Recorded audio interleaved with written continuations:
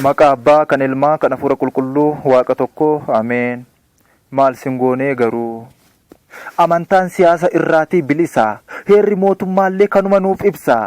Maaltu ta'aa jira garuu naaf hin galle, amantaan siyaasa hin ta'u yoomillee. Maaltu ta'aa jira garuu naaf hin galle, amantaan siyaasa hin ta'u yoomillee.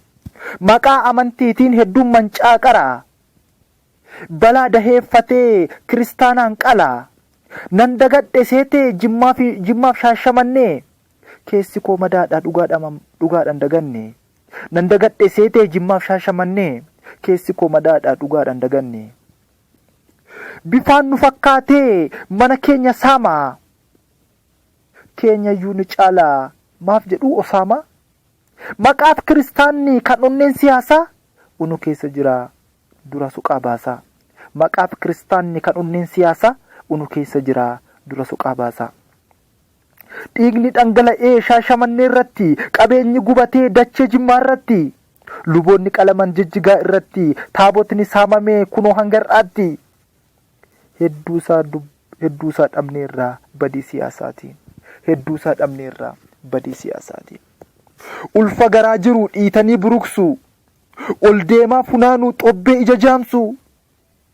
Bataskaana gubuuf abidda qabsiisu, halkanii fi guyyaa dhaloota doorsisu.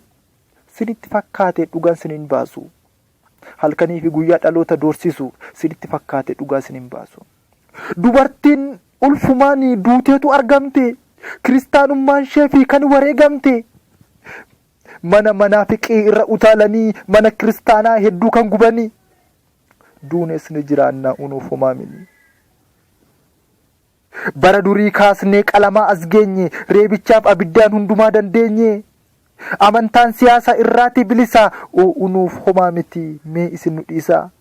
Amantaan siyaasa irraatii bilisa, unuuf homaa miti, mee isin nu dhiisaa.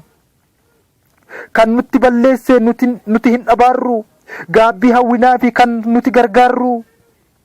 Maaloo gaabbii galaa deebi'aa saba koo, isiniif haa dhiisu Iyesuus abbaan koo. Kanan jedha egaa kanuma ergaan koo, maal isin goone. Maqaa Abbaa, kan Ilmaa.